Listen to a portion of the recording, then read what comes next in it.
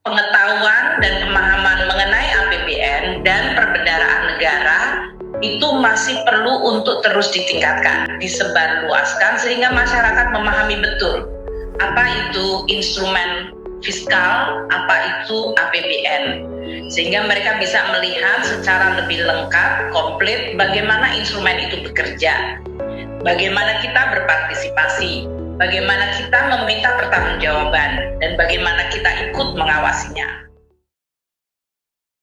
What should we do? Sebagai treasurer, kami telah melakukan monitoring penggunaan IKPA sebagai kuasa BUN untuk bahan pembinaan sangka, koordinasi dengan para KPA untuk kelancaran pelaksanaan anggaran dan pelaporan, menyusun review pelaksanaan anggaran atau RPS setiap semester, dan membantu Kanwil menyusun evaluasi pelaksanaan anggaran atau EPA setiap triwulan. Sebagai pengelola fiskal, telah dilakukan mempelajari perkembangan perekonomian di wilayah kerja KPPN, sehingga dapat memberikan opini berupa tulisan di media massa lokal maupun nasional. Terlibat aktif dalam rapat ALKO regional dan memberikan masukan APBN jadi apa atau masukan lain setiap bulan. Sebagai representasi Menteri Keuangan di daerah yang telah dilakukan, mendiseminasikan perkembangan APBN kepada publik setiap bulan, menjelaskan kebijakan transfer ke daerah, dana otsus, dan dana desa kepada Pemda Mitra Kerja, menjadi anggota TP2DD dan TPKD di Pemda Wilayah Kerja dengan koordinasi dengan BI dan OJK.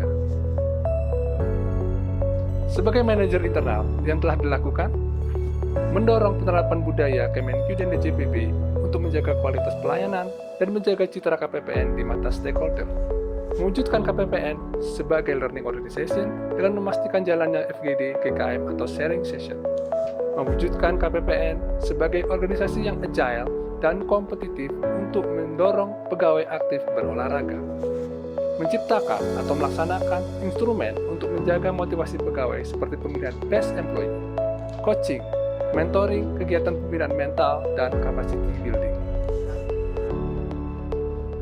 Bapak Ibu yang berbahagia, untuk penguatan tugas dan fungsi KPPN, telah ditetapkan standarisasi kegiatan manajemen KPPN. Standarisasi kegiatan manajemen KPPN terdiri dari 3 bagian. Untuk manajemen eksternal, telah dilakukan kegiatan publikasi APBN setiap bulan, fokus group discussion mengenai evaluasi pelaksanaan anggaran dengan tema mengapa serapan belanja modal sangat rendah, FGD, kebijakan dana desa, dan peran Pemda dalam penanganan inflasi, asistensi laporan keuangan satuan kerja dengan nama klinik laporan keuangan, 3 kali kegiatan pemberdayaan UMKM dengan intensifikasi pendaftaran vendor DigiPay, dan asistensi aplikasi Sakti.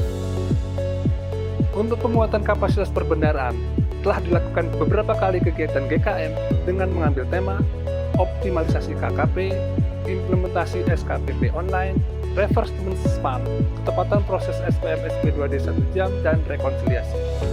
Standar manajemen internal telah kami implementasikan dengan pelaksanaan kegiatan morning call salam hebat setiap hari Senin pagi, serta briefing pagi setiap hari Selasa, Rabu, dan Kamis yang dihadiri semua pegawai. Pelaksanaan olahraga bersama pada hari Jumat pagi atau sore setelah pukul 16 WIT untuk semua pegawai.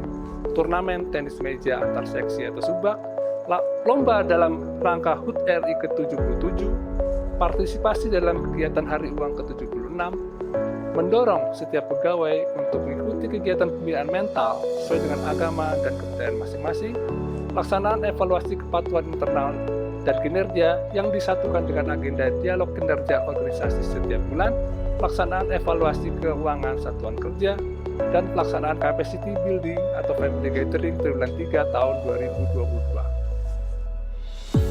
Bapak Ibu yang berbahagia, demikianlah presentasi kami mengenai penguatan fungsi KPPN dan implementasi standarisasi kegiatan manajemen di KPPN Jayapura.